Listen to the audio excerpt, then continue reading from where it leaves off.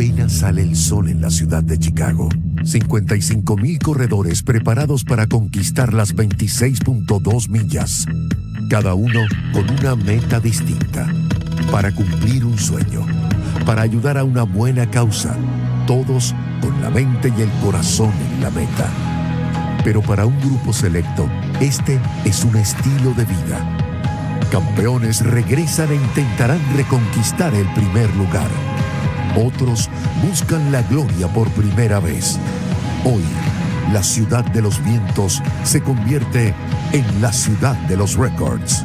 Bienvenidos a la edición 47. Second city, the other 364 days. Today, race day, it's the city of records.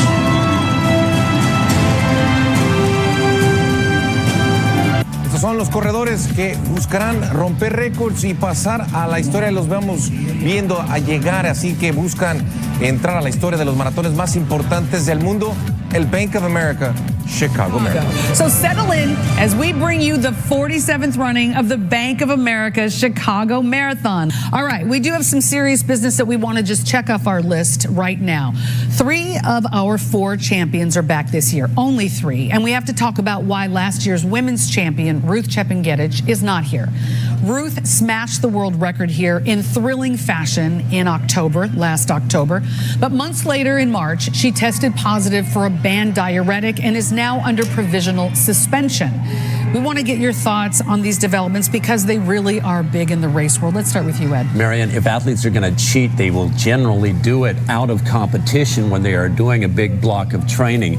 And the fact that she was tested and tested positive during an out-of-competition test, it really indicates we need to have more out-of-competition testing. It does work when it happens properly. Also, there needs to be heavier penalties. I'm all in favor of the death penalty suspension from all competition if you test positive. One and done. That's the way it should be. And then also, these athletes are not operating in a vacuum. They have coaches, they have agents, they have mentors. These people are leading them astray. And if we have athletes that are testing positive from certain systems, those managers should also be disqualified. Wow, that's some hard language. But there's a lot of money on the line here, Carrie, and I know that plays into some of this. Yeah, and what they're doing here at Chicago, I mean, the athletes, we've been with them all weekend. They're getting blood tests, urine tests. They're doing everything they can here in Chicago to make sure it is a clean race. And as Ed said, we all are clean athletes here. We always competed that way. So lifetime ban. That's what we're all for. All right. And Amanda, it's not exclusive to runners, across athletics, right?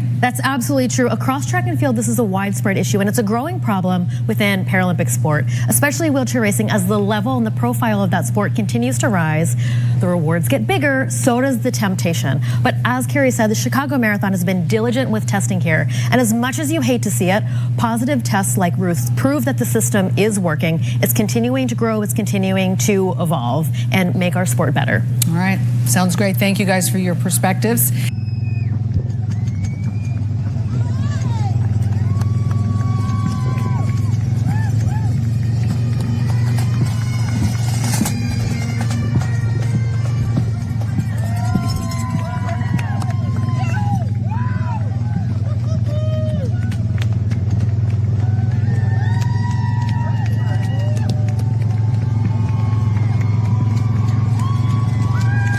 At the start line. This is when it starts to take off for all the runners. Here's a look at Connor Mance. We are just seconds away from the beginning of the men's race. I see Kip Limo next to him. Folks, I hope you're ready. We may see some records set here, maybe a world, maybe American. We're watching for it all. Right now in 4, 3, 2, the race begins.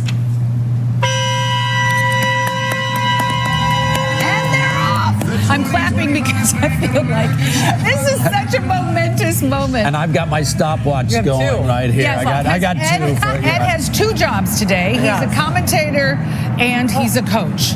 So what are you feeling right now? Well, I've got 7 athletes out there running in the men's and the women's elite field. They've worked very hard. We've had a nice 16-week build coming into this, and it's just fun for them finally for the gun to go off and be released, and so they can celebrate their fitness. Okay, tell me what kind of pacing you guys are hoping for Connor, and what you think the career are doing. Yeah, I mean, the elites up front, I mean, John Career has said he wants to go for a time under 2:01, which means he wants to be paced at 60:30 for the half.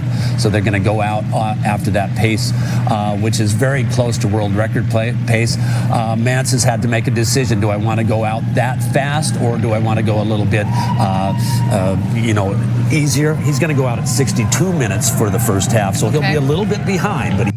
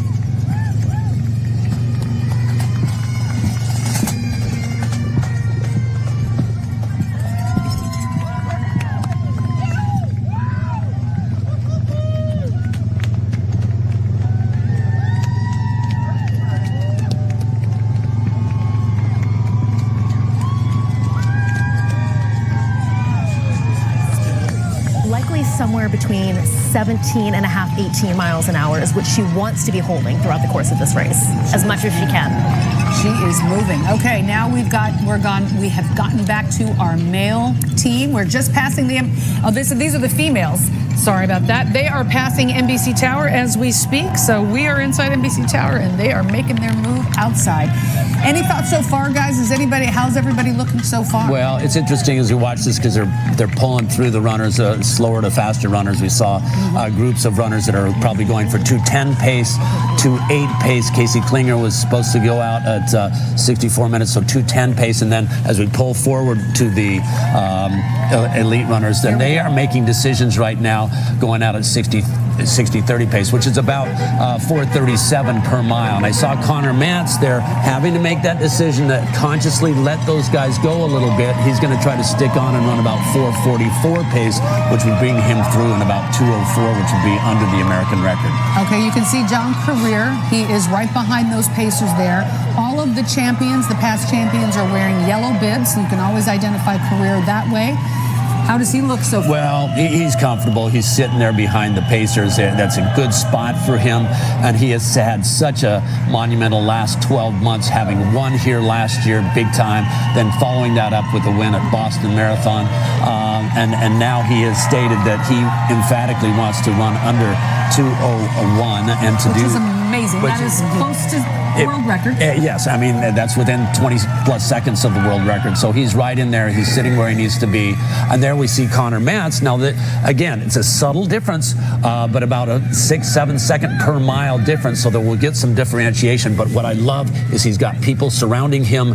Things are going through. The men, elite men, went through 4:25 for the first mile. Again, I said there's a tailwind, so that tailwind, the first 8 miles, is going to push them a little fast. Okay. They do need to relax a little bit, pull that back. 4:25, way under 2 hour for the marathon. They want to, ultimately, the lead group is going to settle into about 4:36, 4:37 per mile pace, and Connor Mance wants to be running about 4:44 per mile pace. But he's got people in there. He's got pacers with him.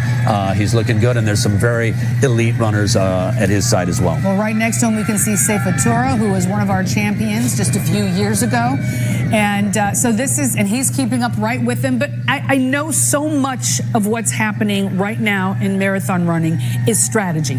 Every little piece is part of what you've planned ahead, right, Ed? Yeah, oh, for sure. And again, when you have the emotion and when you have the tailwind and everything, you know, the things that I told Connor prior to this is patience. We got to be patient this first 5-6 miles, especially as you have the enthusiasm and all these world-class athletes. You know, so many people who have run so fast. We need to be patient. Try to lock in, hone in on your pace, and then you've got to after exercising patience, then you just need to hit your pace and run in your pace and be as comfortable in your pace as possible. And I think that they're doing that right now. I think that's so hard, though. I mean, Connor Mance is known for being so aggressive and wanting to win.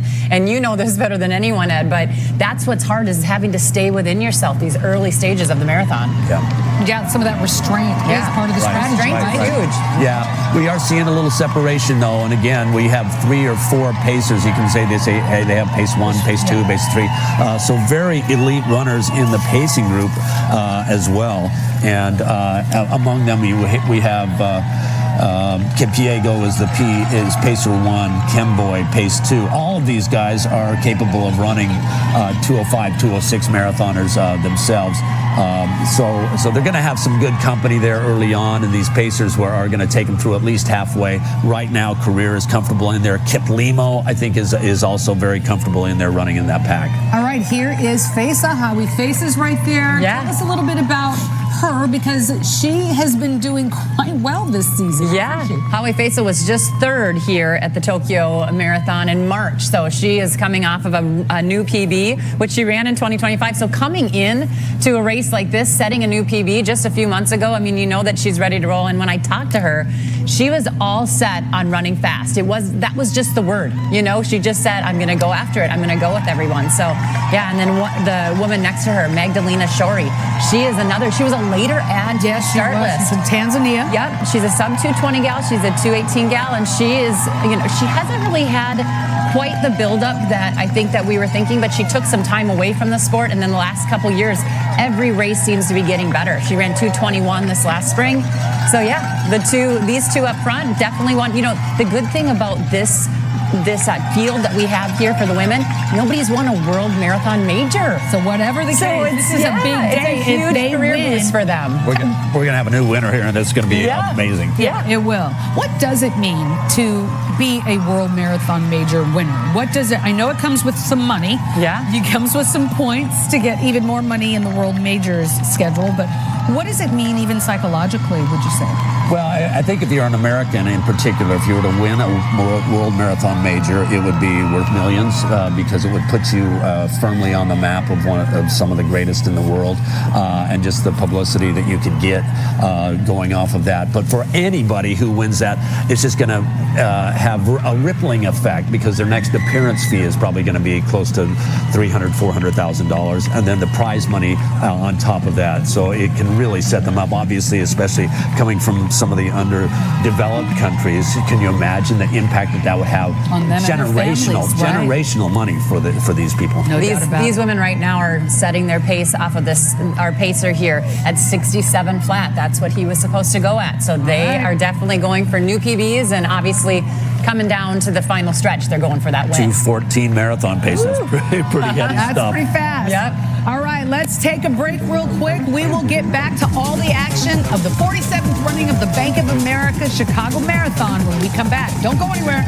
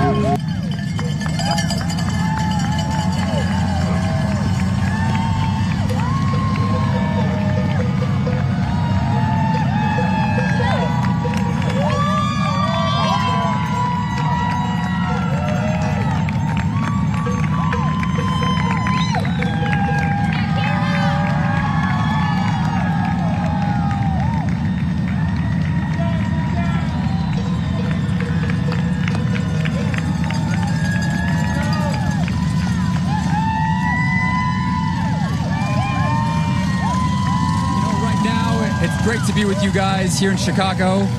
It's been a long time since I've been here in 2023, but wow, what a seat I've got. I've traded in my racing shoes for a helmet. You do. My teammate right now, Connor Mance, is probably about 20 to 25 seconds back at the moment. But you're right here with Career. You know, he's running a really patient race. How's Career looking to you, Clayton? John is looking super relaxed. Right now there's a pack of 5 in the elite group. We've got John Career, Timothy Kiplagat, Amos Capruto, Jacob Kiplimo, and Philemon Kiplimo. All the people they're looking really good. John, I think, is probably looking the most relaxed of most of them. And now you've run with John Career and trained a little bit with him too. Any sense of what his strategy might be? Yeah, I think he came in, he called his shot to go out at a hot pace of 60-30. I think they went out in about 4:25 for the first mile, but I think they've settled well, and the Pacers have kept it under control.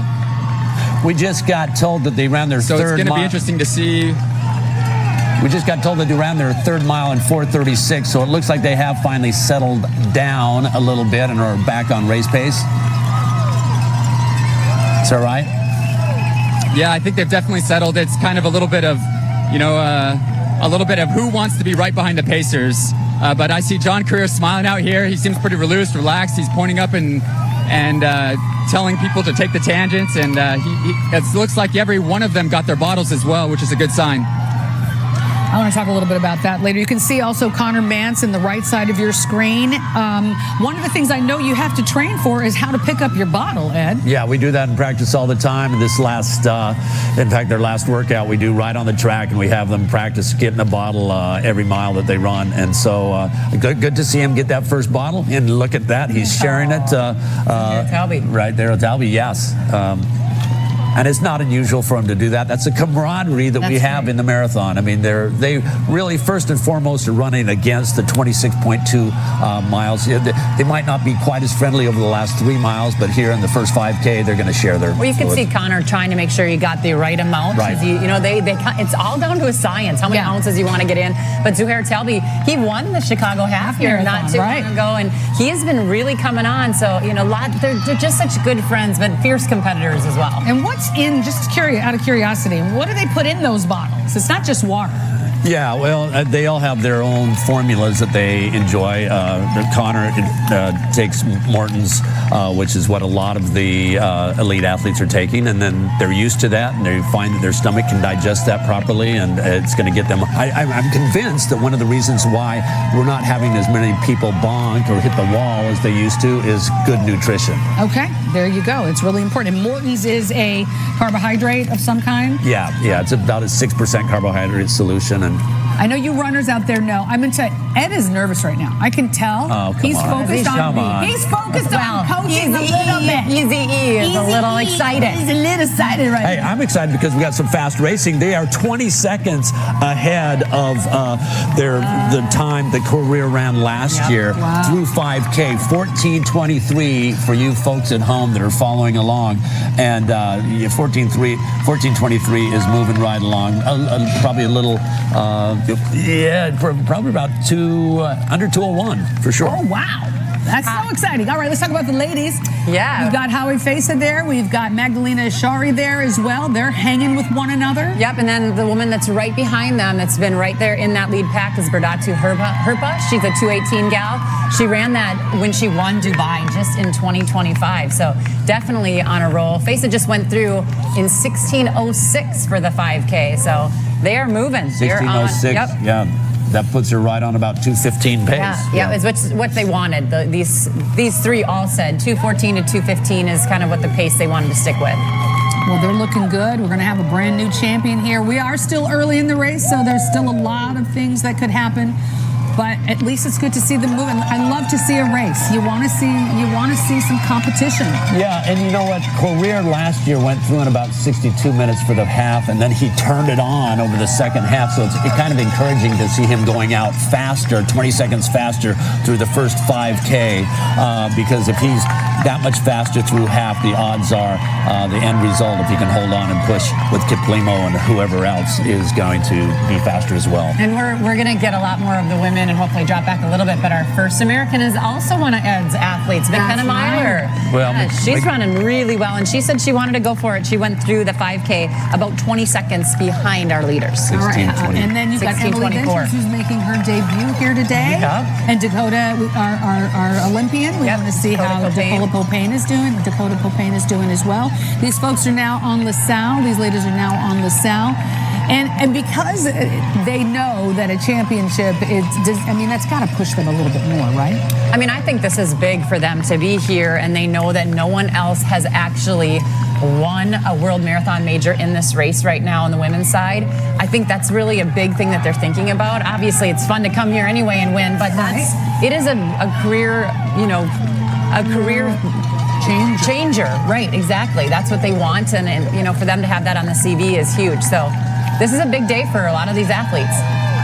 Now, Career looks like he is calm still. Looks good. Looks like he's handling things. And we're getting some information about the American men. Yeah, we got Connor Mance, followed by, now this is a news flash for those of you who follow. Wesley Kipto has officially changed his citizenship from Kenya to America, to the U.S. He officially can run for the U.S. now and is eligible for prize money and record purposes.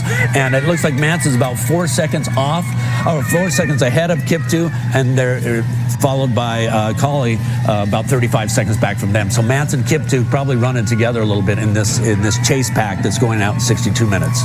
All right, now let's take a look at the wheelchair.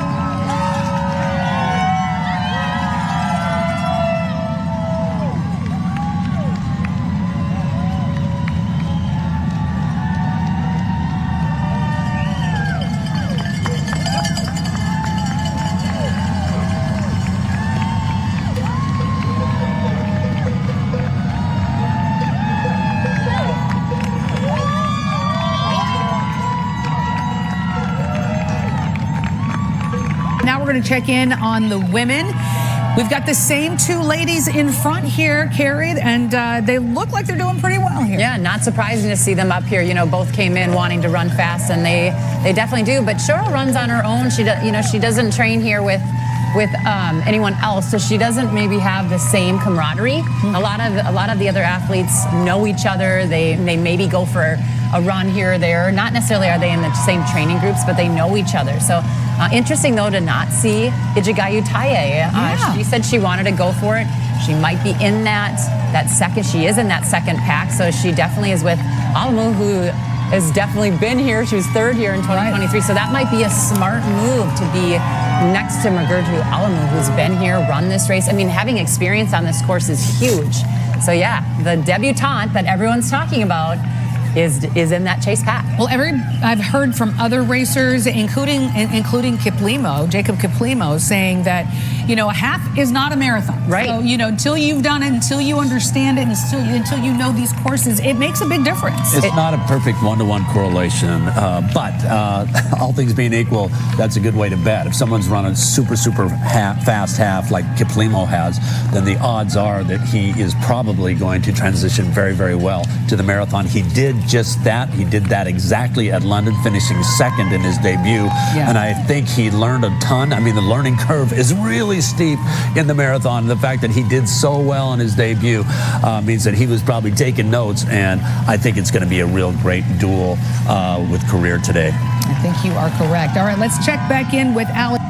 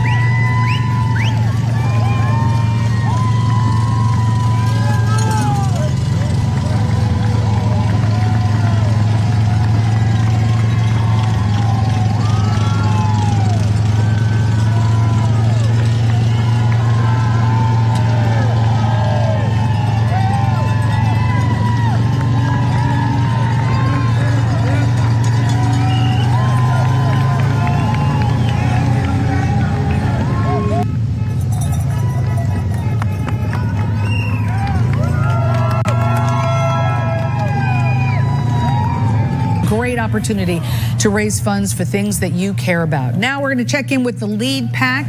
This is the men's professional group. This is the first group you can see in the yellow. You can always tell who the past champion is because they have a yellow bib. John Career is right behind the Pacers. Career's in there, and right now they are on 1 hour 59:54 second pace. So that would be under the world record by about over a minute or close to a minute. In that pack with him, though, he's got some other people. Timothy Kiplagat is in there. Right next to him, Jacob Kiplimo, Amos Kipruto, all of them right there. Mile 7 for the men, 4:32 pace, 31:54. They came through again, the elite men, 28:25. So again, that puts him under 2 hour pace for the marathon. That's crazy. And it's a great day. Everybody, let's take a breather for a second. People have been talking about Marathon Breaking 2. It's the Holy Grail. It is something that the most elite of the most elite have always tried for. They've set up special events to hopefully see someone do it. Eliud Kipchoge did do it in a special event. The time doesn't count. So when, Ed, you start talking like that, I know marathon aficionados out there, you're blowing their minds. Well, it's early, and they've got a tailwind, and it's mile 7, but they do have some good people running in this pack, and we've got the talent for it. And we talk about doing it under time trial conditions. Well, right now, at least for the first 7-8 miles, it's better than time trial because you have a slight tailwind, you have 4 pacers, and you have amazing athletes, world record holders in the half marathon, and guys who are learning more and more, and champions like Career in there as well. So it is, like I said at the opening, it's the perfect storm of for record purposes sometimes. Let's check in with Clayton. He is right there with a bird's eye view of this lead pack. Sounds good. What are you seeing, Clayton? You know, it's interesting. I feel like the first, 5, 10K, they were all a little bit nervous, and they're all getting into formation. And it's interesting to see how each of them are just 2 by 2 by 2 by 2, and Kiplagat right on the back end. The Pacers are looking and making sure that they're in form. Did they look? I would say that the wind is pretty much died down at this point.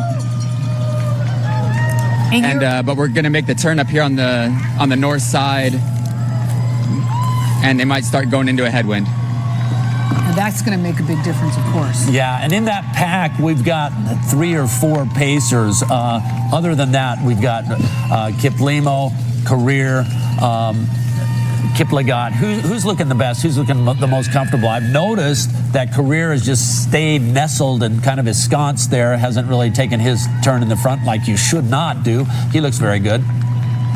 Clayton? Yeah, I would say that John Career and Jacob Kiplimo are the ones that are looking the smoothest right now. They're side by side, and they were maybe 2 of the favorites coming into this race. And we've lost 2 of the 4 pacers, but the pacers that are up here up front we're here to go to the distance, and so we're going to see how long they can take these athletes. All right, let's check in. You want to check in with Connor Mance? Now first we're going to check out how the women are doing, who's in the lead with the women. If we still have our 2 front runners that we've had for a while, we can see Magdalena Schauer right there, and who is behind the pacer? Probably Howie Fesa. Yeah, Howie Fesa been with her all this time. I think the chase pack is about 6 seconds up since the last time we looked. So yeah, these 2 from the gun have been out there just riding their pacer's shoulder, just kind of biding time, not looking around, and really just kind of getting into this race. But the women behind them are starting to close in. All right, let's talk a little bit about pacers. Tell me why they're important or not important. What your thoughts are about them. Well, you want a pacer to be running very, very comfortably. And the fact of the matter is, when we get in these world marathon majors, you have to have a world-class athlete be your pacer, right? Obviously, because to be able to go even to halfway at the same pace as these guys, when they're approaching 60, under sub 60, you've got to have a world-class athlete. So you got to pay them adequately, and then they've got to and you want them to run as evenly as possible. Sometimes you'll get a pacer who's a little more erratic, and if they're going erratic, then you're just burning your carbs. It's not efficient at all. So what I like about this is it looks to me like Career and they're looking good. They're running smoothly, and the pacers are doing their job. And what about for women? I mean, I know men and women they're both athletic. They're both doing what they're supposed to be doing. But pacers, They really help keep you. Do they help? It seems to me, just as a casual observer, I'm not a runner like you guys are, not at the athletic level that you guys are, but the pace, it does make sense to me that it would help you stay where you want to be. You know, and actually turn your mind off for as long as you possibly can. I mean, a lot of times when you're running distance races, you want to turn your brain off, stop thinking and just run. And we know that our top Americans in the race here, McKenna Myler and Dakota Popayne said she's going to let Tyler German, her personal pacer, do the work. Like, just let me run right now, and I'm going to focus and trust everything in you. And some of these athletes don't train with the Pacers, but some of them do. Mm-hmm. So Dakota Popayne trains with Tyler German back in Minnesota, where we live. And but that is, I think, where you can really build this trust. You really understand who your pacer is and be able to do that. And it's a big tool to have when you know the person that's helping you along. All right, that makes a lot of sense. Now let's check in. Amanda, we see Marcel who?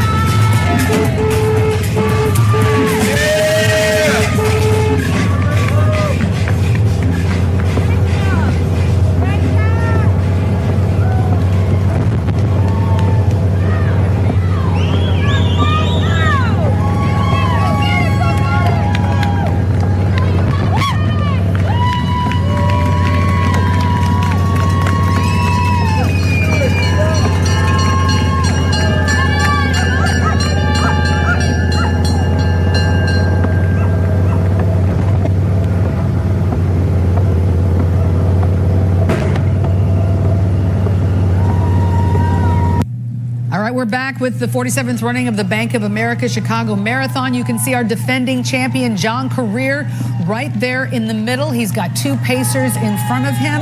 I can't tell who that is beside him, but he's looking pretty good there. Yeah, you know what? We've got Jacob Kiplimo, who was one of our pre-race favorites, Amos Kipruto, John Career, Philemon Kiplimo. All of them are together, and Timothy Kiplagat is in there. So we've got 5 guys going out. They came through 15K, 42:41. That's 2 hours 03 pace. That's my gosh, well under world record pace. Oh my! But we also did see, I think that 9th or 10th mile was 4:41, which is one of their slower miles, which just means they've turned now from a tailwind now into a slight headwind. And that's going to make a difference. And there will be different parts on the course. There will be ebbs and flows, and from 8 mile to about 13 mile, they're going to be running back kind of into this light headwind, and so they won't get the push from behind it so much, but they're still rolling, and they're rolling well. All right, let's check in with the women. We want to see how they're doing. We still have our 2 here, Carrie. Yeah, the 2 that are just kind of cranking it out here and there. You know, 5:04, mile 8 is what they went through. So they are doing well. They're right on that 2:15:30 projected mile pace. But Holly Fesa, the woman on the right, she trains with former world record holders. So the woman that had the world record before Ruth Chepngetich, Tagista Seifa. That is the woman that she runs with. So she's had a lot of advice and a lot of time spent with someone that has set a world record and who has big goals and is, you know, getting after life. But she trains with her and along with 2 male pace setters. So she's back home in Ethiopia and putting the work in. And she transferred from the track to the roads in 2023. And she's really, really loved building and learning what this marathon is all about. So running 2:17 in Tokyo just in March in 2025 is a huge confidence boost for her. But the woman on the right is still sort of, you know, she's just learning this distance. Her name's Magdalena Shori. We've talked about her already. She's a 2:18:41 gal. She was 3rd, and that time came from the Berlin Marathon in 2023. Now she came back in 2025 and she ran 2:21, so she's running so much faster today, Mary. Yeah. I mean, she is running 2:15 pace right now, but she believes she can do it. So it's been a 2-woman show right now. Well, she's holding on extremely well. These 2 have been in the lead almost the entire time. We'll check back in just a few minutes. Oh, it's the cha-ching right behind it. All right, now let's check in with Connor Mance. He is our lead American. Can we find him, or are we going to go to the men's elite? Well, Connor's in that group on the right, and they came through, running very well. I came through, let's see, 15K, 44 minutes, so that puts him on 2:03:58 pace, and all those guys right in there. We got Benyo, yeah, we got Kotut, Essa, and it was interesting because Essa, when we talked to him before, he said, no, I'm going to go with the leaders. I'm going out at 60-30, and I think the fact that the leaders are going out even faster than that meant that the 62 group, which is they're running faster than the 62-minute pace. So what we've got is the lead pack is running faster than what they were supposed to run, and the chase pack are running faster than what they are supposed to run. So the majority of people have positioned themselves right there with Connor Matt. So this is exciting because he's got some people to hide behind here now as they've turned back into the headwind, and he can just again hide himself in that group, try to go to sleep and be as comfortable as possible, follow any moves, and get through these first 20 miles as easily as possible so that he can race the last 10K. Now, he just looked at his watch, so he knows his pacing is a little bit faster than expected, right? He does, but I mean, it's not out of the realm. And we talked about 2:04, going through at 2:04, and actually they're pretty close to that. And I think most of the men in this group would also, have PRs in the 2:05, 2:06 range, and they all want to take advantage of this amazing day, and hopefully they can all work together to produce fantastic times. All right, let's get to the lead pack with the men's pros, and we want to check in with Clayton. Clayton, are you seeing any sort of movement at all?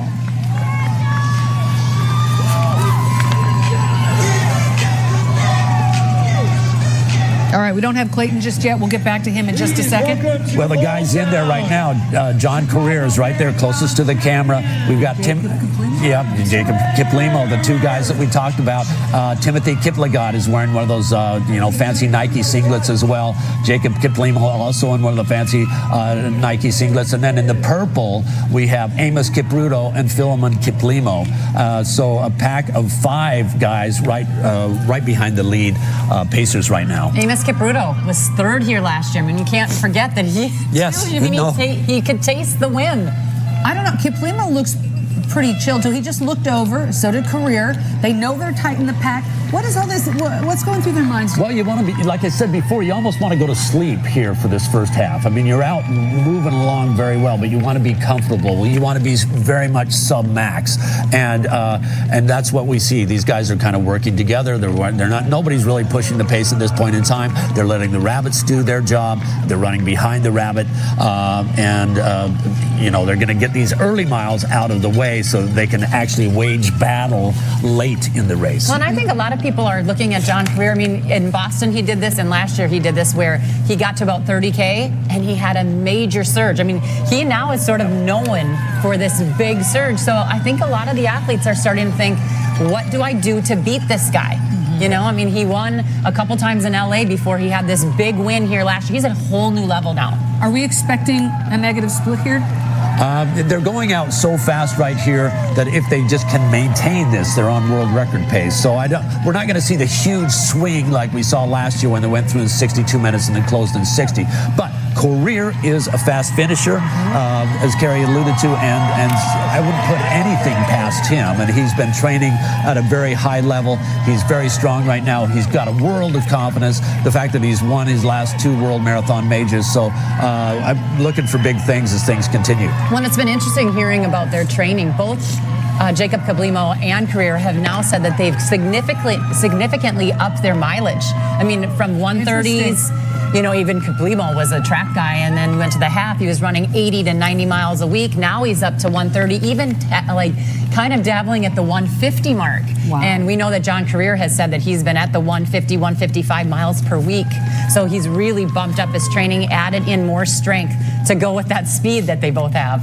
It's hard to believe 150 a week. Oh my goodness. You take a lot of naps when you're doing that kind of mileage. At least I did. Like for real. And I never hit that. I maxed at 120, and you got to take an afternoon nap. And 155, I'd be in a coma, I think.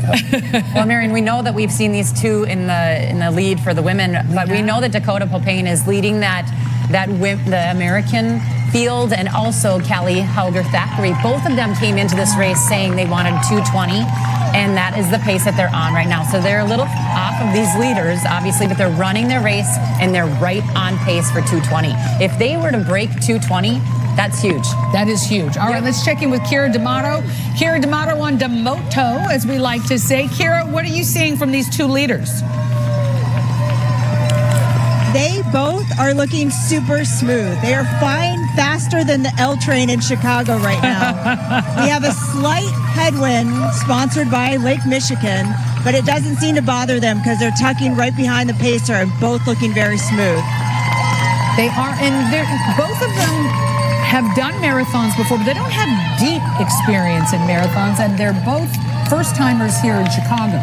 Not knowing the course as well, how does that factor in? Anybody? Oh, I'm sorry. I think having a pacer and having each other has really helped. You see that Faye has just tucked right in and just is hiding behind the pacer, which is great because she's not having to do the extra work, where Shori is on the outside. Yeah, that makes sense. Again, those pacers really having an impact. What do you think about course knowledge, Carrie? Well, I think it's huge to have course knowledge, but I also think it's a big deal. And Kira knows this best. I mean, she is one of those athletes that's a full send type athlete. I mean, she went for that American record. It was well under her PR, and she did it. She did it. And so this is the thing, both Faisa and Shori on this 2:15 pace. It's well below their PRs. I mean, Kira, how do you do that? How do you take the chance and the risk when you're running something like the Bank of America Chicago Marathon?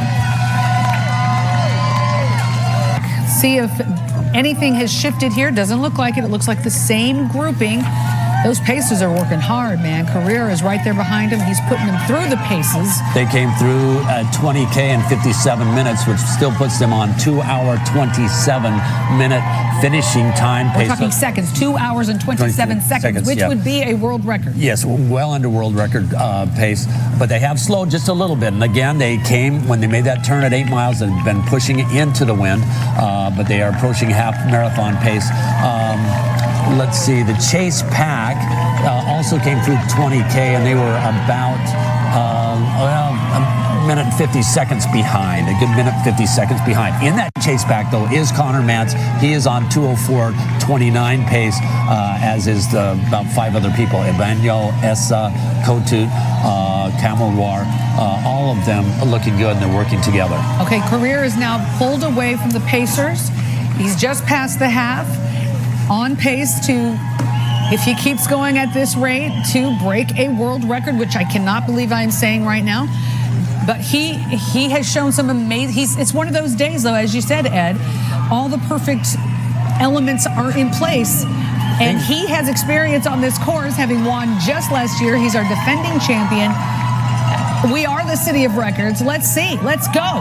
I'd always be nervous if I'm running in a pack with Carrera and he makes a break, because that means that he's probably going to start inflicting some pain. It's a little early to do that right now. They're nearing a half marathon right now. So, but the fact is, he's got a little bit of a gap there. And sometimes when you're running, you fill that gap, then you start pushing on that gap. Okay. They came through half at 1 hour 16 seconds. So again, that would translate to 2 hours and 32 seconds for the marathon pace. But he does have a little bit of a gap there. He does. And what that is still, remember, the world record is 2 hours and 35 seconds. So that's still on pace to break. Here's our Chase pack here with Connor Mantz in it. And they just passed 13 miles. So they got a little bit until they hit the half. They're looking very comfortable, and they have a big group together. All the Pacers apparently have dropped. Okay. For both packs, just for the first pack, just for the lead pack. Okay. So yep, Connor's right there with Cam Rohrer. Oh, there's one of the Pacers still in there. So they're still in there for the second pack. How do you think Connor's looking? I've seen him grab his bottles at the last fuel station, so that's a good sign. The fact that he's put himself in there and he's not up near towards the front of it, I think is a good sign. I think he's trying to avoid any wind and whatnot and just be as comfortable as possible. Very, very talented athletes that he's running with, anywhere from 2:04 to 2:05 guys, even faster than that, 2:03 people surrounding him. So he has plenty of very good company to run with, and he's looking very comfortable. That's good to see. He's going to get that ugly run face pretty soon. Well, he just went through half in 1:02:19. So again, they've slowed a little bit, so they're at 2:04:40 pace right now, and it would be great if they could just hone into that. But I'm getting some updates from the course, and there is some wind right here, so they are fighting into the wind. Yeah, so Whacker. I mean, maybe the pace will slow just a little bit as they fight through this here, which is smart too, not to push too hard into it. Kind of you can see the wind. You can see the wind buffeting them right there by their singlets, as they're rocking. Okay. All right, keep it going, guys. All right, now we want to check in with where are we going? I'm sorry. I think we're checking in with the women now. Here we go. Yeah, same two looking leaders. at the same two. They said they look good. Yeah, I noticed Magdalena Shora kind of just looks down the whole time. Yeah, she's looking down. Everybody's got their ways of doing things. Yeah, kind of zoning out as we've talked about. Right. Zone out. Some like to look at the horizon. Some like to look down, moving around. I mean, we have the great Dina Castor in here in Chicago, and she used to try to look at some real estate, like anything to take your mind off of what was happening. But looks like Shara's pulling away. I know that Fesa just went to get a bottle. I think we kind of keep coming to them as they get their fueling, and it shows you how important it is this early on. But yeah, both of these women looking really good. Shori, she got her bottle, and then she got the water. Yep, they take a little bit of both. Okay, we're going to be right back. Don't go anywhere. It's getting exciting here for the 47th running of the Bank of America Chicago Marathon.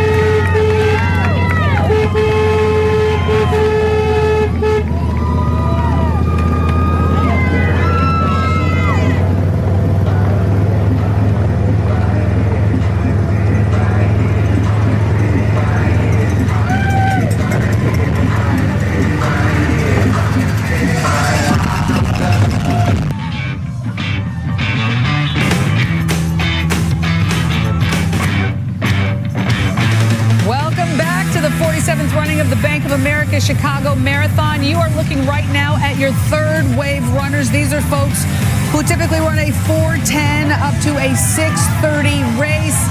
Go out there and get it. This is your marathon day 2, guys.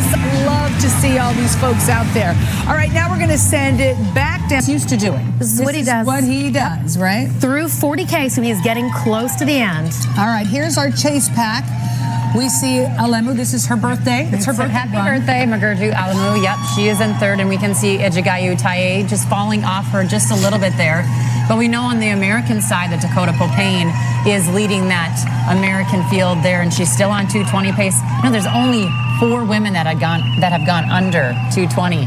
So she's going for it today. All right, go Dakota.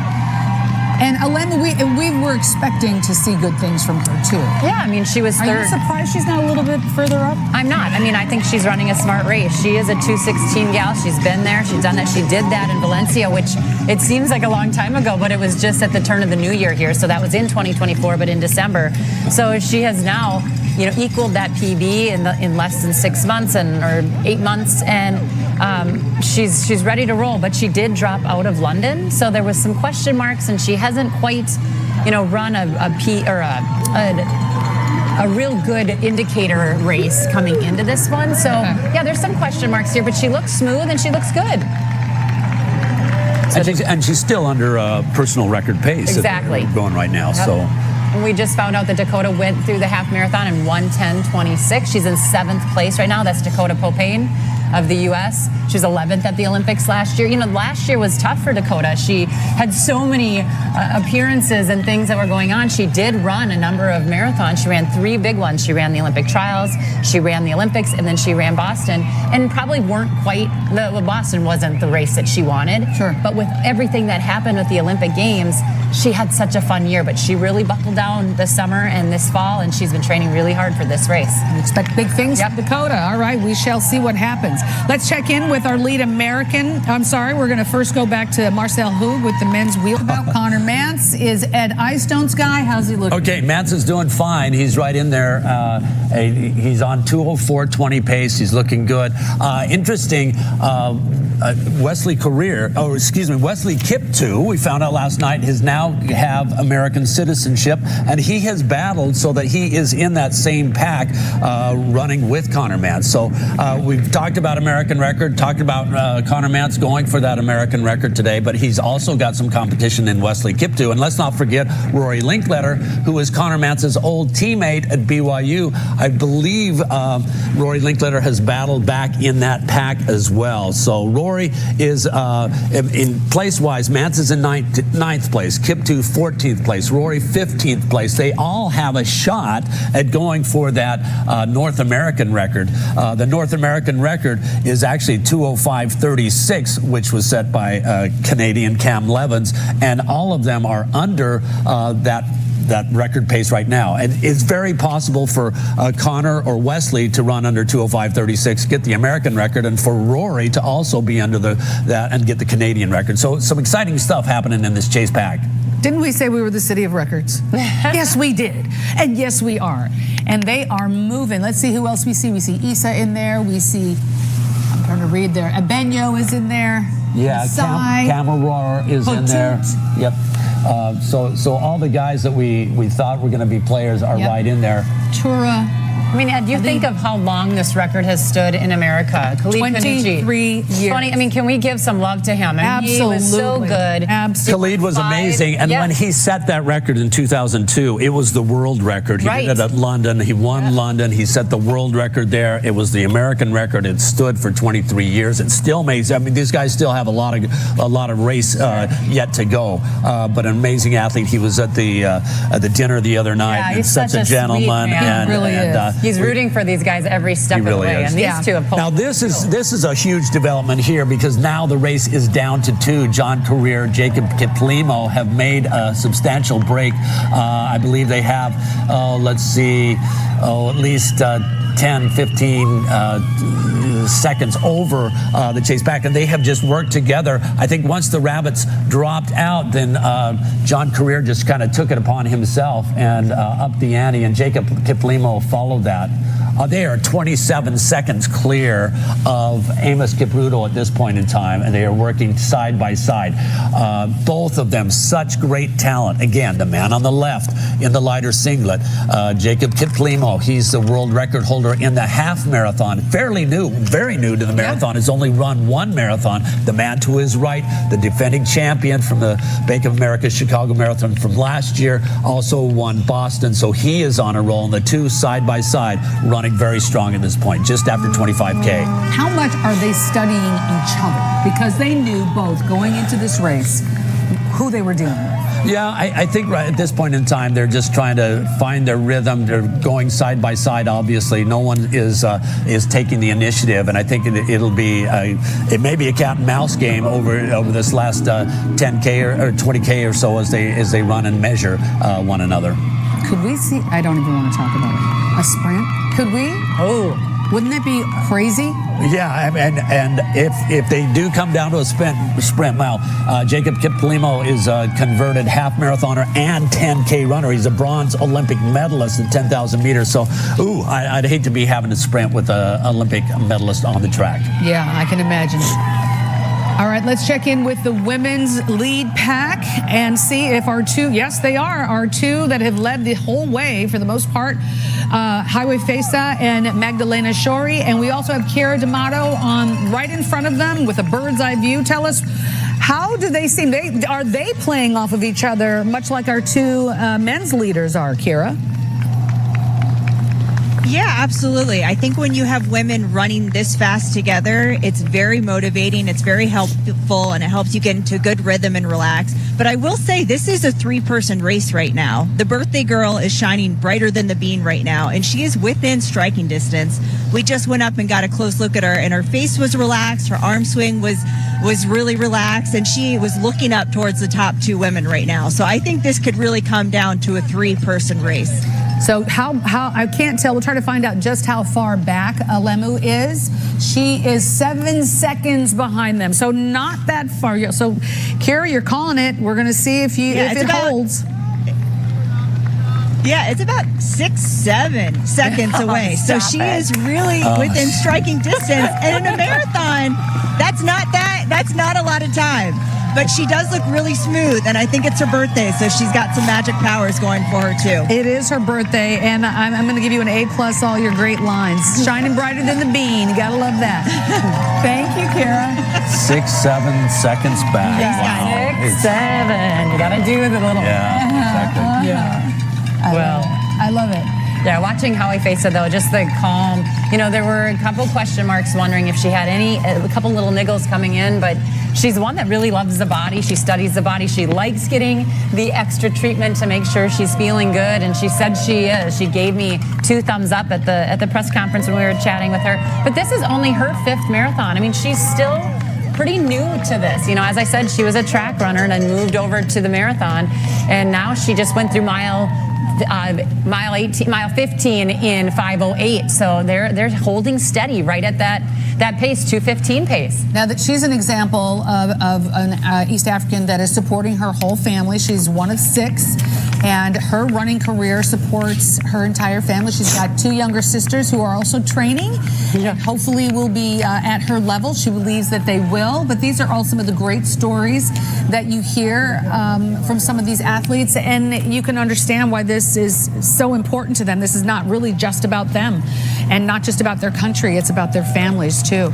All right, we're going to check in now on Connor Mance. Connor Mance, we know him well because Ed Eyestone coaches him, but he is our lead American. He is going for the American record, and he's looking good, Ed. He's looking good, you know, and he's in 9th place right now. He's got plenty of good, strong competition running with him. He's on a pace of about 2:04.20, which would be a minute and a half under the American record. So I like the fact that he's got some people to work with, some very talented people. And you know what? you want his build to be seamless. His last marathon at Boston, he ran so well, 2:05:08. That was a big day for him, and just missed being on the podium. You know, it's going to be hard to be on by 4 seconds. It's going to be hard to be on the podium today with the amazing talent that we have in here. But today was all about time. It's going to continue to be about time. But Wesley Kiptoo, the newly crowned American, is just 10 seconds back last time we checked. So he's got plenty of motivation to run fast. Happy that his build has gone so well. His checkmark races coming into this have been wins and course records. So that's all good signs. And right now he just wants to continue that flow. He's looking comfortable. He's got his typically high cadence, high arm lift and knee lift. So checking his watch and getting his water bottles. That's the other thing that I'm excited about. He's taking his fluids. Well, this is what I love when we can get the up close and personal, watching how smooth some of the guys are. But you're seeing Kiptoo. He's just grabbing his, whether it's his side or his psoas or whatever. I mean, all of these things play. But this is a long race, so you can work through those things. But you know, he now actually has moved back. Looked like he almost stopped there for a second. So these are the ones that I think you can see that are calm and they're patient and they're just thinking about pace and all of that. All of Ed Eyestone's advice, right? Yeah, we call it advice.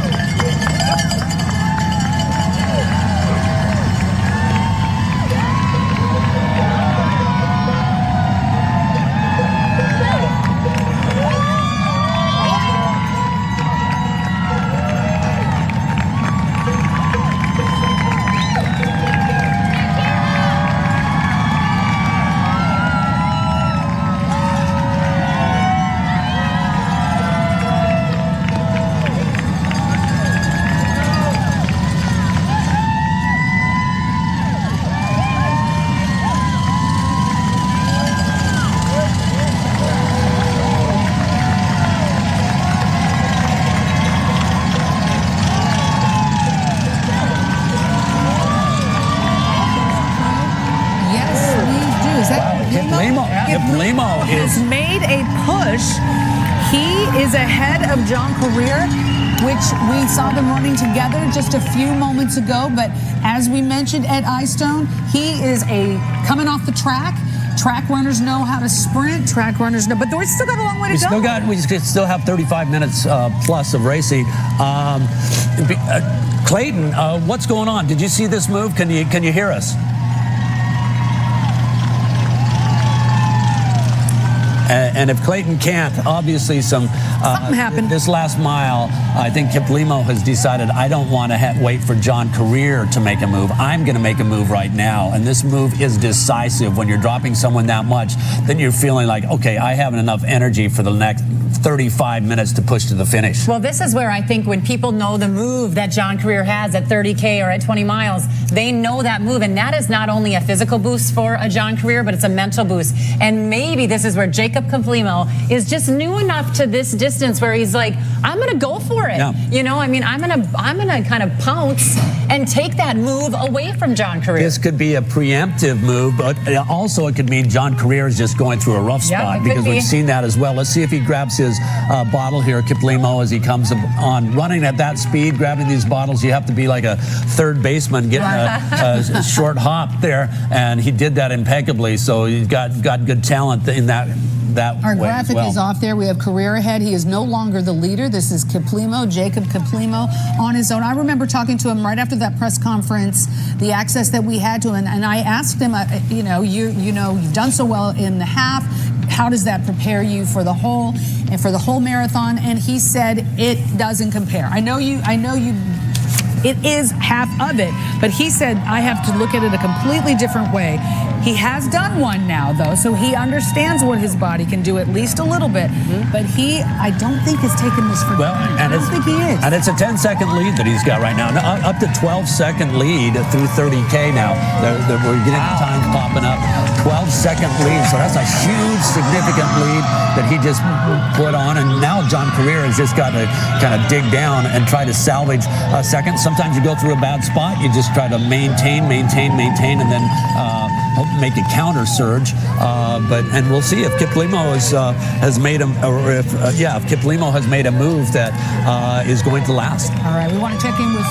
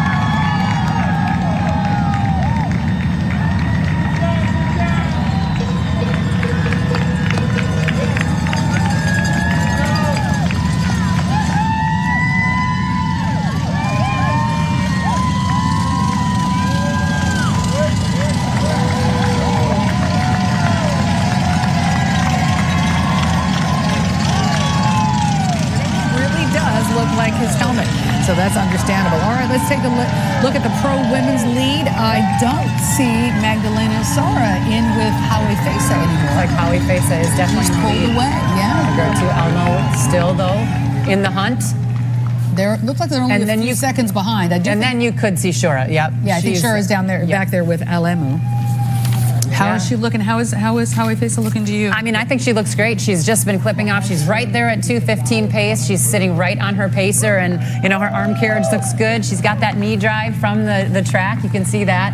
But yet, it just seems to be letting the race come to her. But she must know what's happening behind her. Mm-hmm. She must know that Alemu is definitely not losing ground. If anything, she's slowly but surely trying to keep her eyes on her and keep that distance within something that she can go and strike soon. What does it mean to a leader as you take the lead that someone you were running with falls back like that? Well, I mean, it gives you a confidence boost that you're doing something right? I mean, you're inflicting some pain on somebody, which is kind of a thrill that we all get when we're runners. But yeah, they just went through 18 miles there, still checking her watch, not really looking behind her.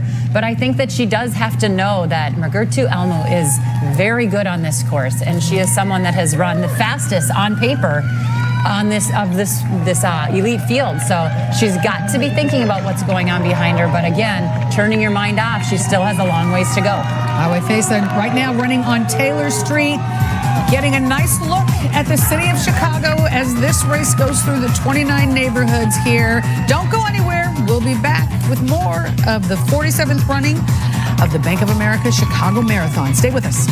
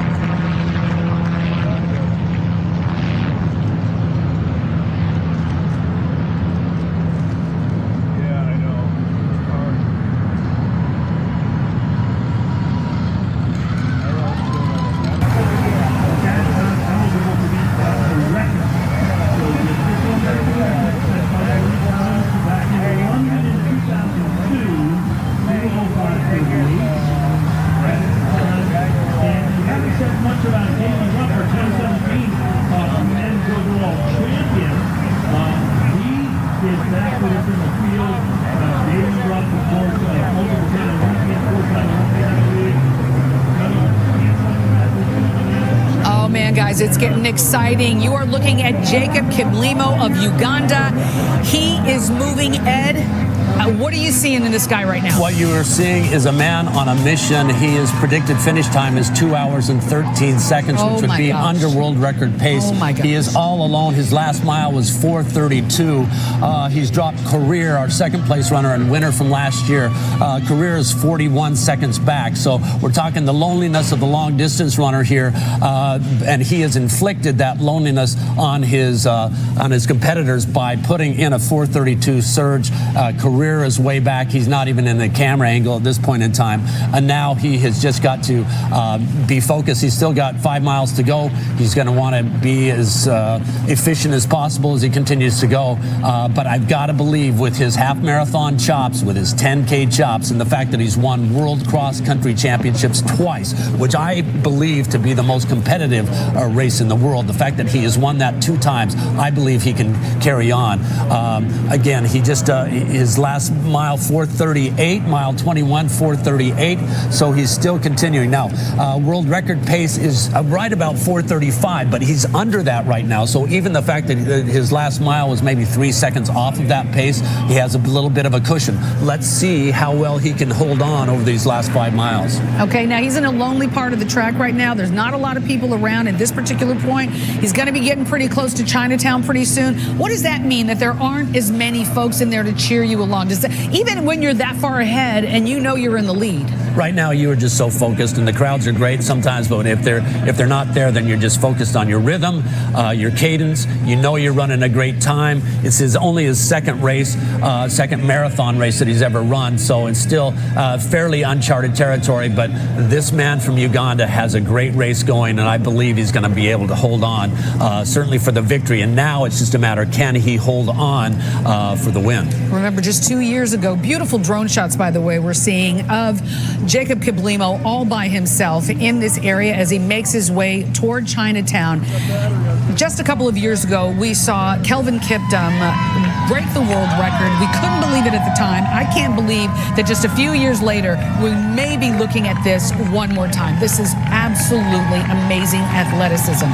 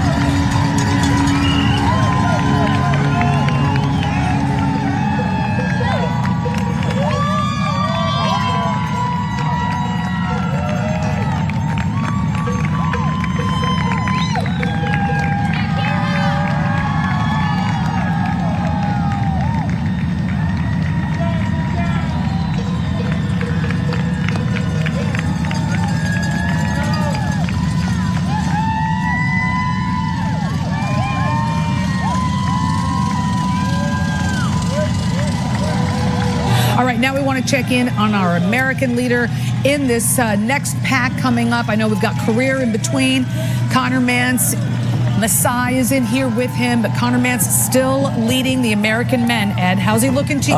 Yeah, the last thing we saw, Wesley Kiptoo has now dropped almost a minute behind Connor Mance, so he squarely is in possession of that top American spot. Now it's a matter of, can he hold on? At 2:04:18 is the projected time that he has, and he's looking very good. He's looking at his watch. He's aware, and we had talked before, we wanted to get in the 2:04 range, and we believed that we could get low 2:04, and by the way he's looking at his watch and the way that his face looks, I think he's comfortable at that pace. Now, your last 5-6 miles of the marathon are your most difficult, but he's still got good turnover. I think he's feeling good. He's got some good company there with Essa, and so I like his odds. All right, let's check in now. We want to check in with Clayton Young. He is with one of the people behind Kiplimo. This, I'm not exactly sure. Amos Kipruto. This is Cam Warrer. Yeah. Oh, is it? This is Cam Warrer. Oh, Cam.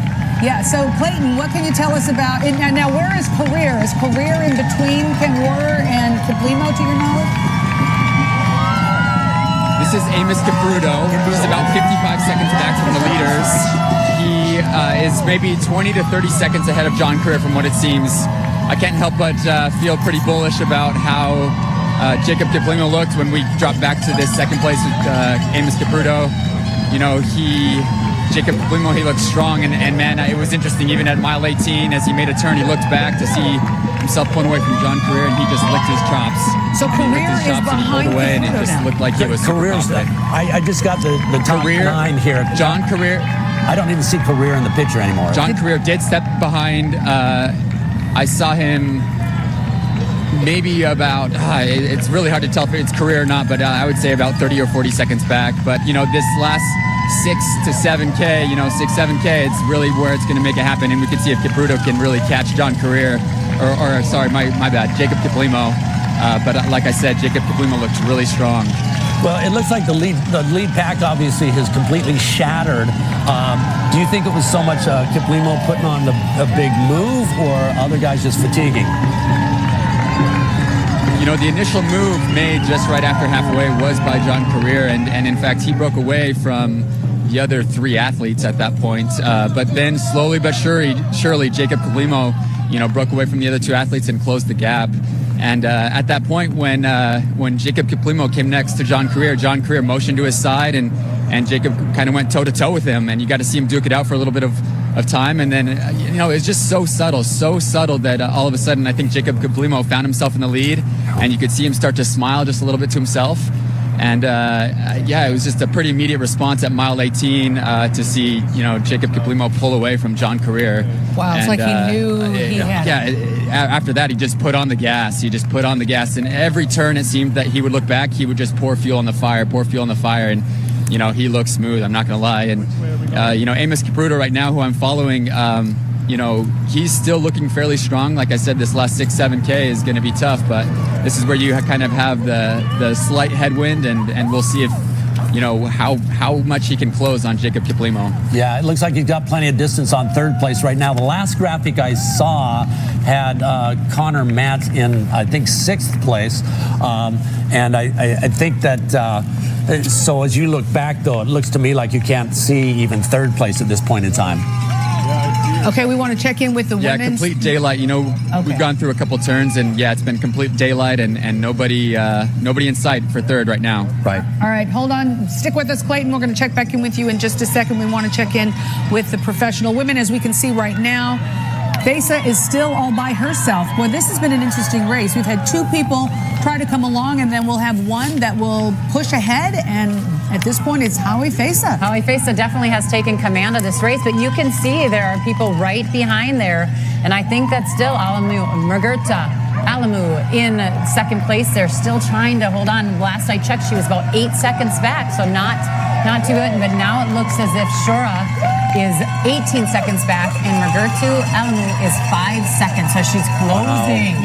Wow. Closing. Yeah, we're losing Shura, but we're gaining. And they just passed 20 miles, so we have a race on our hands on the women's side for sure. Yeah, and this is where you start to hear the crowds. You get a little bit excited, and the thing that is interesting is Margarita Alamu, she's been here, done that, so she maybe knows how this crowd can help pull her in and how to control herself a little bit earlier on. She still has 6 miles to go, but it's getting closer. But Howie Feza recently has done quite well in the marathon. It's like her experience is quite recent. Yeah. So maybe she's figured out her own measure, her own pull, but knowing the course, as we talked about, it's big. Can make a difference. But yes, knowing that she's run 2:17, in Tokyo this year in 2025 in March, she was 3rd there. She has that confidence. Just a quick update on the women. We know that Dakota Popane is in 2nd now for the American women. And we have Natasha Rogers, who's moved up into 1st for the American women. They are running right around 2:21 pace. They're right together still. But that is an update on our women from America. Okay, sounds good. Now let's check in with Stefan Holt. So much going on right now.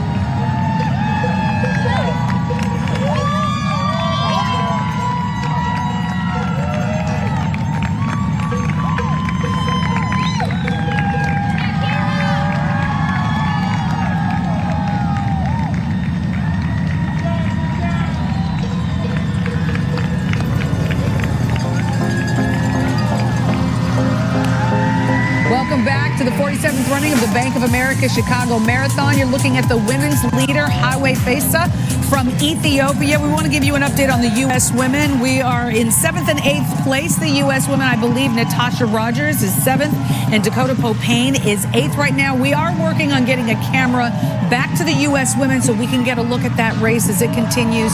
So stay tuned for that, of course. But right now, Carrie Tollefson, we are looking at a lone runner at the front of the women's pack. Yeah, and she has been hunted this entire time by that. You can see the two bodies behind her, and that is Mugurtu Alamu in second there. But yeah, Howie Fesa has looked great, but now her pacer has dropped, so she is all alone.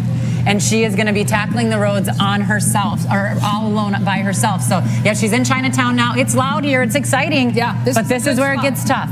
All right, tell me, you're by yourself when you're in this space, and I don't know if she can tell anybody's right behind her, but they are right behind her. How hard is it when you're by yourself? I mean, it's really hard, but she's locked in, and she's been, she looks good to me. I mean, her body, where her arms are and where her feet and her knees are, they look good. She's getting her feet back underneath her. She is still finding her bottles, which is a good thing. When you have enough agility to get out there and to be able to move across the course and do things, it shows that you still have your wherewithal within you. But yeah, I mean, you can feel it. Right behind that car is the woman that's chasing her. Yeah, that's Alemu, right? She's right back. Mugurtu Alemu. Gotta wonder what's going on. I mean, she's done enough of these marathons to have a sense of where her body is and how her body's feeling. She just grabbed her nutrition. Yep. Key, of course. She's definitely thinking about these final miles and her final nutrition. But when I spoke to her the other day, I said, what do you do for fun? And she said, I train, I rest, I go to church, and I do it all over again. I mean, she is very methodical in her daily living, and this is all that she's been thinking about, getting here and winning this race, winning her very first World Marathon Major. And Fesa is 11 seconds back right now, so that's very doable, right? Yes. Or 11 seconds up. Yep, 11 seconds up. So yeah, she is definitely keeping that distance. And that's a grind too when Mugurtu Alamu is waiting to trying to reel her in, and it's not happening. And we're just hearing or just looking and seeing that Sharu is a whole minute. Is that right? Is that what you just said, behind Mugurtu? So she's quite a ways back now. So Fesa and it's a two-woman race at this point between Fesa and Alemu. Now let's get back to the lead man.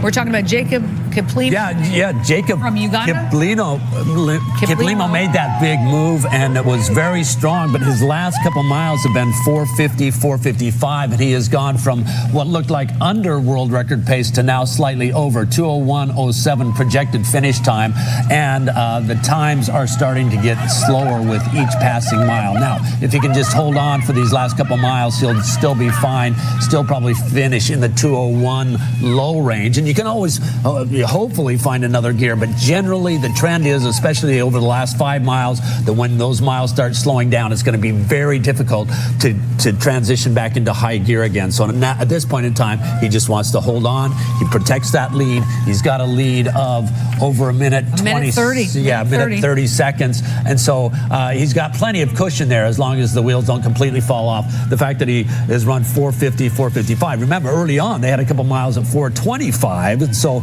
this is a full 25, 30 seconds slower, but he's close enough to that finish line. I think he realizes that he just continues the pace that he's on. He's going to be good to go. And where it might not be a world record, it's certainly going to be in a personal best time. Very close. Very, very close. Okay, Amos Kipruto, by the way, is behind him by 1 minute and 30 seconds roughly.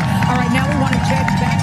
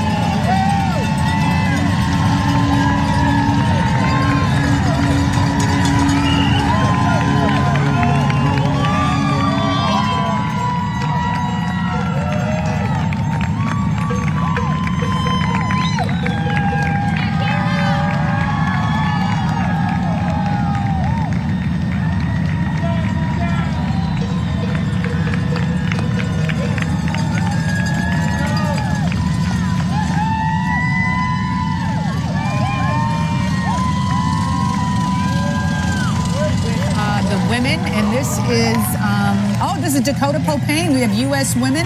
Right now, Dakota is in second place. Natasha Rogers is ahead of her. But how do you think she's looking, Karen? I mean, I think she looks good. You can tell that Tyler Germain there is her pacer, and he's helping her along there. He's smiling, but Dakota is definitely trying to run. She wanted to run 2:20, so maybe hurting just a little bit here. You know, we know that Dakota came in with just a little bit of a lower leg issue, but she had such a phenomenal build coming in here. But the woman in front of her is our top U.S. woman, and that's Natasha Rogers, and she's got about 10 seconds up on her at mile 21. So there's a little bit of a battle there going on with the American women, but you know, Dakota Popane, just such a great story. As I said, is running for her mom today, is raising money for American Cancer Society. She's raised almost $20,000 already, so she's got a lot on her mind. She's wearing purple on her nails because that was her mom's favorite color, and you know, she's just such a story. She's a Division II athlete. She's running faster here in her marathon pace than she did when she was in college for the mile and the 5K. That she's running faster over 26.2 miles than she did in those two races alone. So you know, she's just come around so well and done so many great things in this sport. Everyone's cheering for Dakota. All right, go Dakota. Let's check in now with our American leader, Connor Mance. How's he looking? What are his times looking like, Ed? I know Coach Ed is right here. Yeah, Connor Mance is doing great. He's on 2:04:43 pace, which would be under the American record by a minute.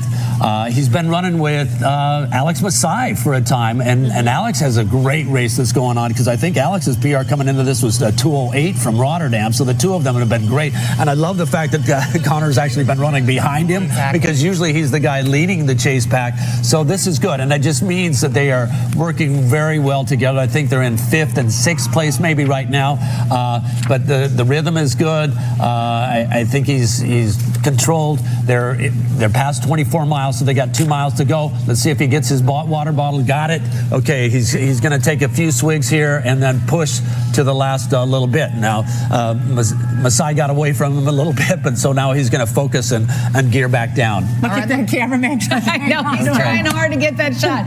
Let's check in with our American women's leader, Natasha Rogers. Yeah, Natasha looks good. She told me she is coming in with a new PB, and she's very excited about her training. She was going to stick to 2:22 pace, and she's right there. But she said the biggest challenger for her is not necessarily the people around her, but her own stomach. She's been dealing with some stomach issues, and she said if I can keep that under control, she thinks she's going to have a really good day, and she looks like it. She's very calm. She had a move this year. She's back home in Denver training, and she's, you know, very excited about this. She calls it old woman wisdom, I believe, is what she calls running the marathon. She was going to try to really stay patient and be calm, and she's definitely doing a good job with that today. No doubt about that. Glad to see her doing well. Her last race, or her best race, 2:23 rather, 51 in Nagoya. This year, though. Yeah, just this year, and she's had some really good races, but it's been the stomach that's been getting in her way for, you know, really kind of sealing the deal. So, you know, she still has a little time here, but she looks good so far. She's right on pace to run 2:22:18, which is exactly what she wanted. She wanted a 2:22, maybe a little quicker if she felt good the second half. All right, that's going to be a new PB for her, so way to go. All right, now we want to check back in with the women. Javi Fesa, all by herself. I don't see Alamu anywhere back there anymore. Definitely putting some distance on Alamu back there, and Javi Fesa just has been so even the entire way. She's still on 2:15 pace. That's what she started at, and she's right here doing that. A little bit of grimace on her face, checking her watch, but all alone here. I mean, this is where it gets a little bit like you sort of wish you could catch some of the guys that are starting to fall off the pace a little bit, but you know, she's using the crowd, and she's definitely excited about it. All right, now let's get back to the lead man. Jacob Kiplimo is getting close to the finish line. He is about to turn onto Mount Roosevelt. He's in his last mile here, and that's exciting because I know he is wanting to get to that finish line. His last mile that he ran was 5:05, which is his slowest mile of the marathon, but he still has a 1:30 lead over Amos Kipruto, so he is going to win this thing, but it's starting to get very painful. And that's what happens when you make a big move. He made a huge move to break open that chase pack about 15, 16 miles, and he's been able to maintain that. But you can see from his cadence, his stride is not as long, his arm carriage is not as vigorous, but he is going to get to that finish line, and it's just one step at a time. It's nice to see that these guys who are world record holders in the half marathon are still mortal, and you still have to budget things. Well, we know that Connor Mance is on his way. He moved up to 4th place. Looks like Connor Mance is in 4th place through mile 25, so that's good too. But Kiplimo now making that right turn, and now he's going to make a left turn onto Columbus. And when he does, he snuck a little peek behind him, and you do that sometimes when you're feeling kind of bad. But I hope that he can just cherish, that he can relish, that he can enjoy a win here in Chicago. It's certainly a well-earned. There were 10 men in here who were sub-205 runners, so to take on that group was amazing. In only his 2nd marathon, he has come. We just hit the 26-mile mark, so he's got 0.2 to go. He's going to make a left turn onto Columbus, and then he's going to enjoy those last 100 or so yards. His personal best right now, 2:03:37. Looks like he is going to best that. Yes, he should. 300 meters to go. He has to keep his rhythm going. Not feeling great, but he's done all of the work earlier on, and now he's going to make this final turn and just enjoy the final 200 meters. He's earned it. 2nd marathon. So impressive. His first marathon was 2nd place at London earlier this year.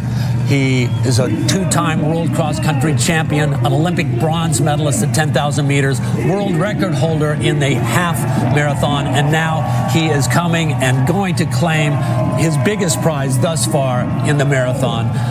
1st place in the Bank of America Chicago Marathon. Great job, Jacob Kiplimo.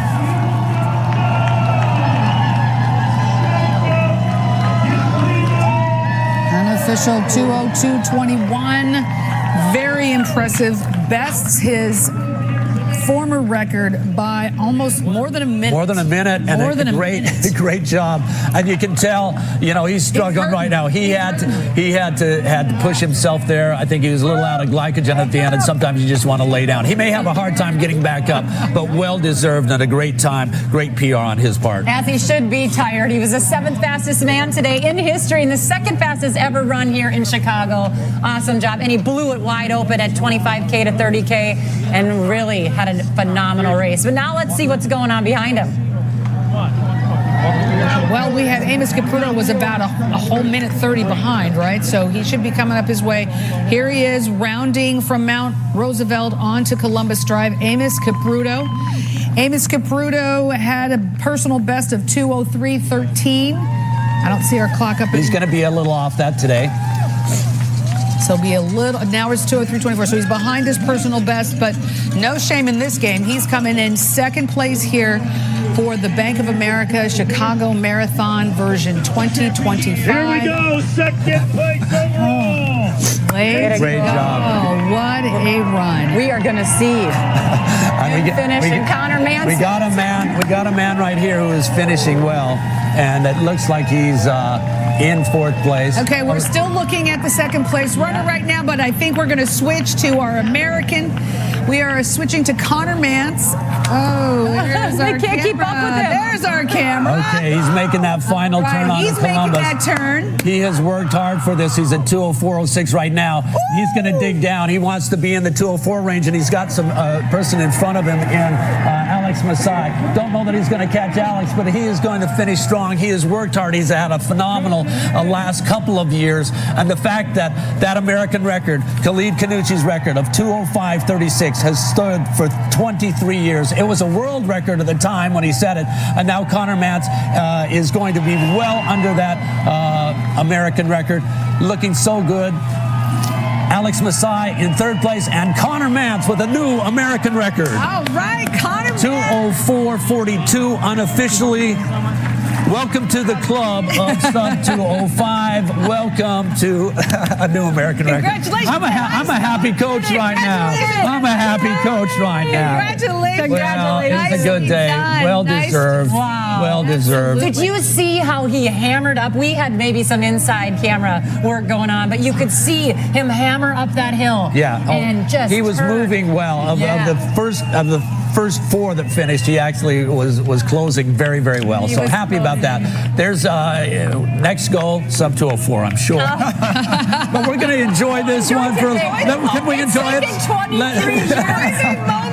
Canucci, way to go, way to set the bar high. Great people coming in behind him, but what a great day for him. Happy for his wife, and just the whole crew that's worked so hard together. He's so gracious. He's going to stick around. He's going to shake hands. 2:04:43, I believe, is official. So that time, a new American record by 50-something seconds. Happy for him. Fourth place overall. Again, he'll be a little distraught with that because he always wants to be top. So he's never happy with it because he wanted to be top three. Yeah. You know what? He finished fourth. It was a great time. He battled well. Masai had a really good race. I tell you what, Masai PR'd by about 4 minutes. So what a great day. Yeah, the two worked together and fantastic running on his. Not only is it an American record, it's a North American record as well. Oh, exciting. So, That very is cool. fantastic. Yeah, Masai was a 2:08 guy, and he came in at 2:04. Way to go. How are you feeling, Ed? You're the coach. How are you feeling? I think an amount of relief, really. There's Khalid right there. I mean, certainly Khalid Canucci. He just broke his record. Yeah. And again, remember when Khalid said this, it was in the era where the nutrition wasn't as great, the shoes weren't as great, and Connor would be the first one to say that. Khalid was a great champion. He was, when he said it in 2002 in London, it was a world record on top of being an American record, and it has stood for 23 years.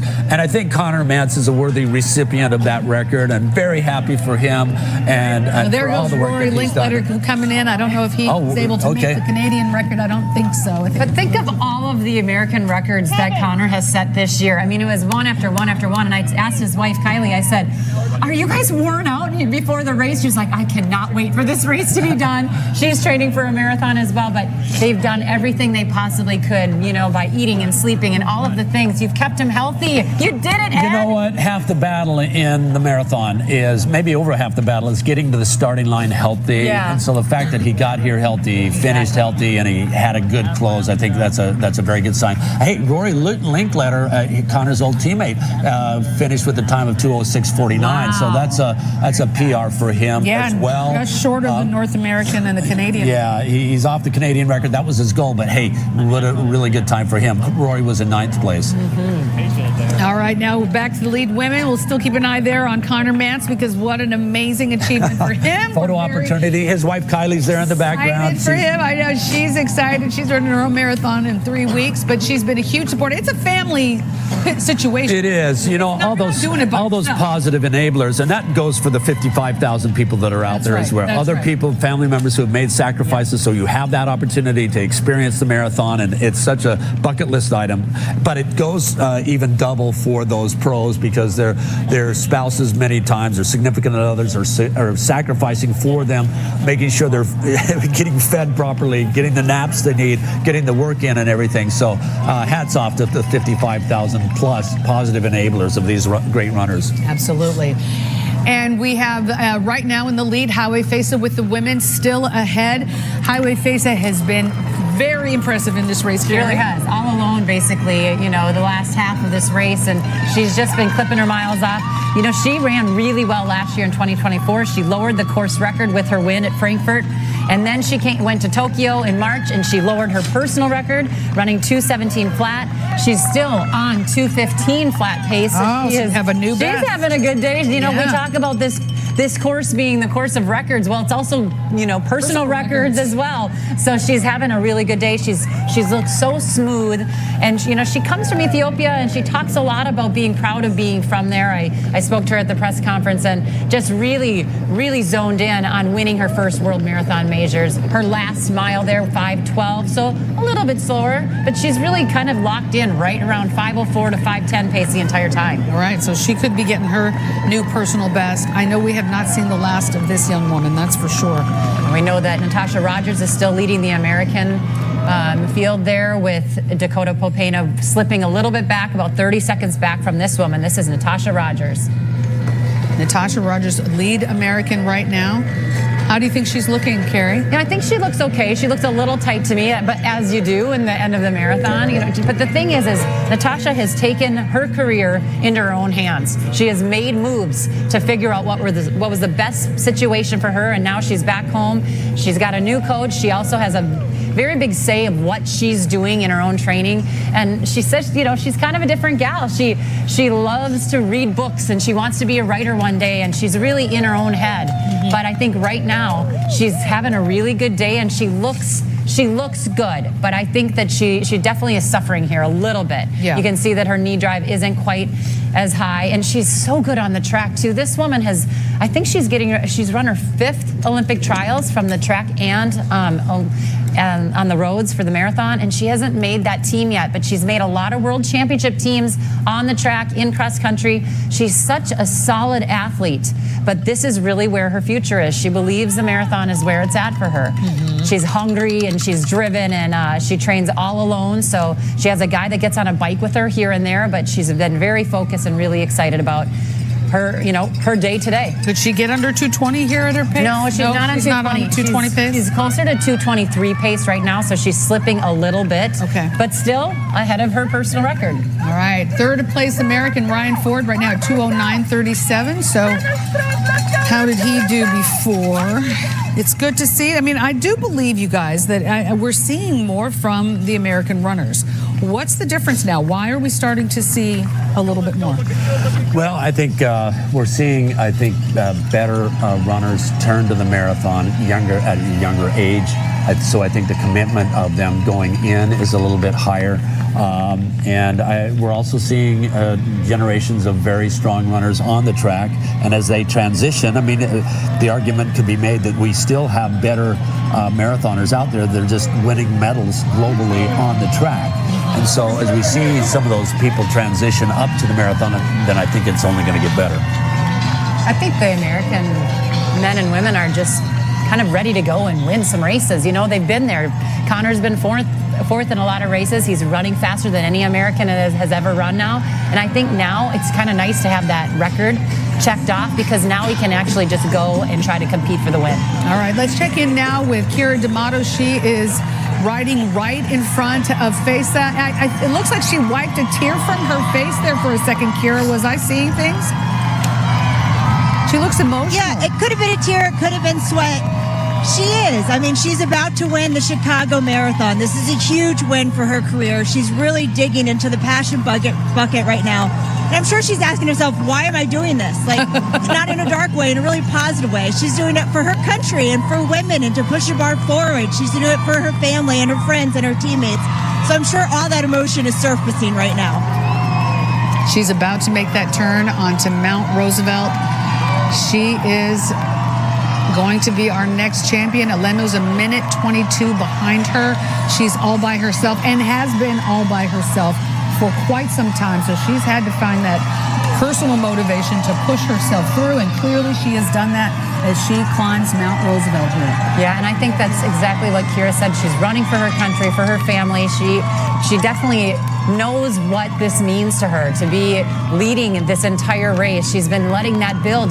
We talk about not thinking and not letting your brain turn on too much in these races, but the closer you get to the finish, the bigger the story becomes, the bigger the win becomes. And coming into this race, she too, it's funny how we can't wear a lot of things as females when we're racing, or males when we're racing, but she painted her nails the color of her uniform. She's proud of who she's running for, and she wanted to remember when she looked down that she was matching her uniform, and that she was excited to represent who she represents. So here she makes that final turn, and she has been all alone in these final stages of this race. She is a 2:17 flat. We're going to see another record here, a personal record. A big one. Yep. A big one. She's going to be under 2:15. Yeah, this is only her 5th marathon. and she is going to win a world marathon major here today in Chicago. Her lowest place ever in the marathon is 6th place, so she is a true talent. Made her way from the track to the marathon in 2023, and here we go, everybody. We're bringing her in. This is going to be our 2025 Bank of America Chicago Marathon winner. It is Hawi Fesa of Ethiopia. Look at that. And what a huge PR. She cracked it. She cracked it wide open. She was at 2:17 straight, and she is under 2:15. Yep, what an accomplishment. This woman is one of 6 kids. 2 of her siblings live with her. They're also running. They want to get to her level. She believes they will, but she absolutely positively is doing this for her family. She is the supporter of her family, as many folks are that are running these races, many of these professional runners.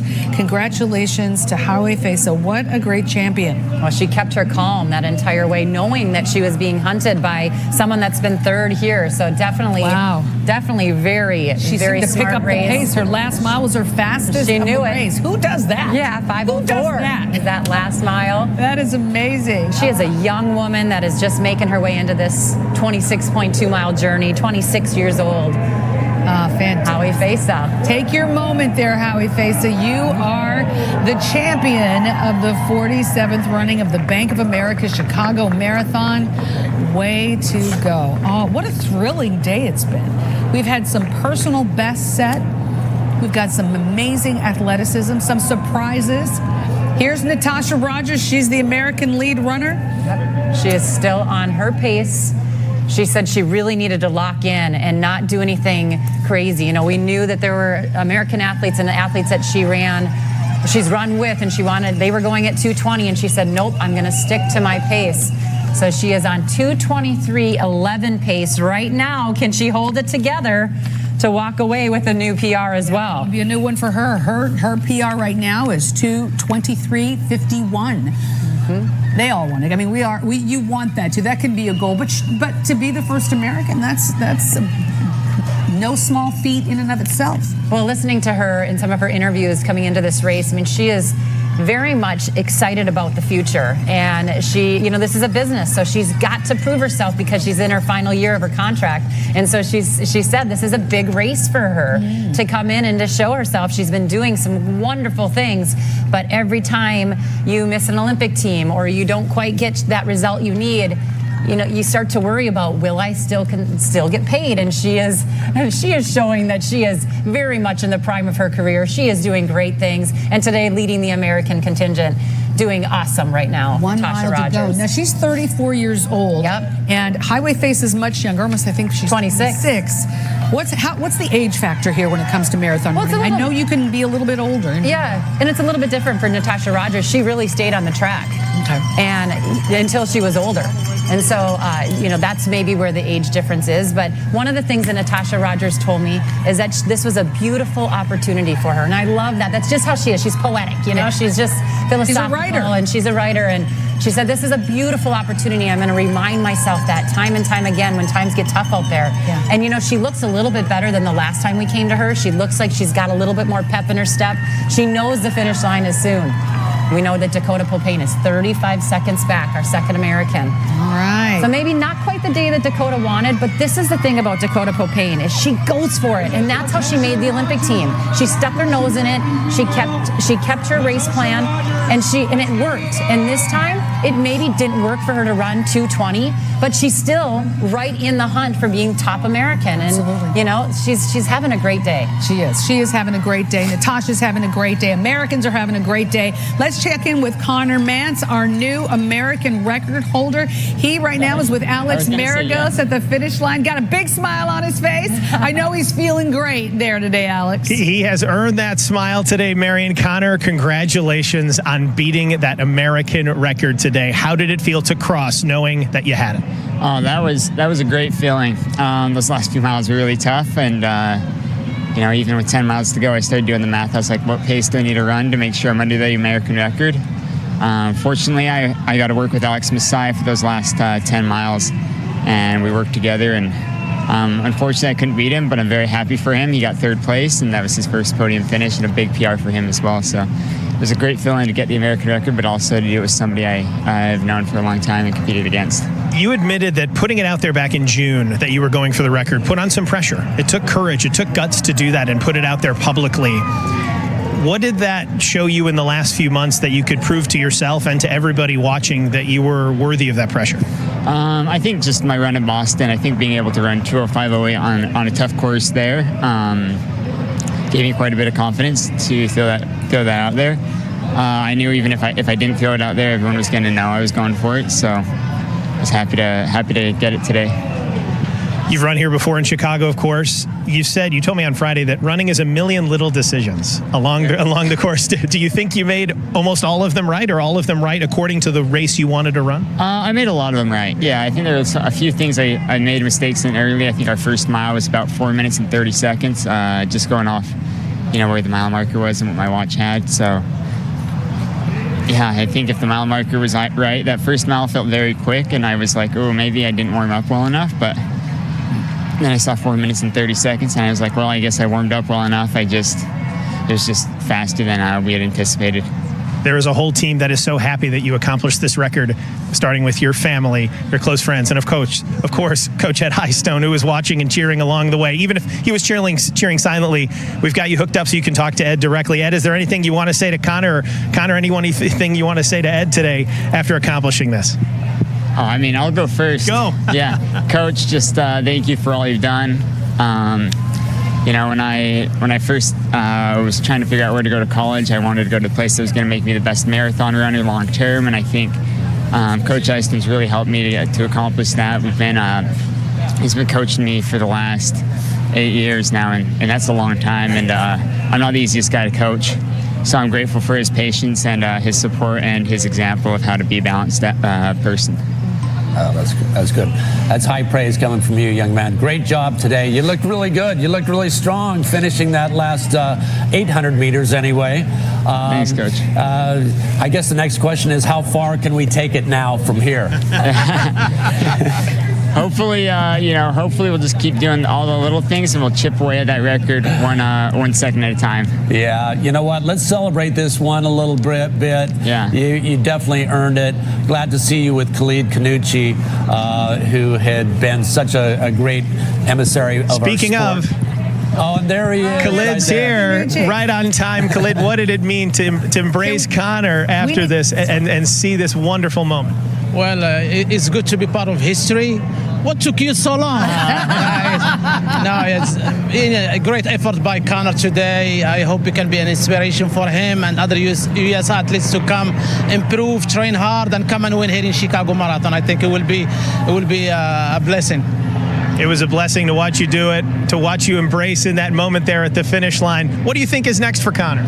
I think a bright future. I think he's gonna. I think our U.S. marathoner in good hands. So he has a good coaching advices around him and team.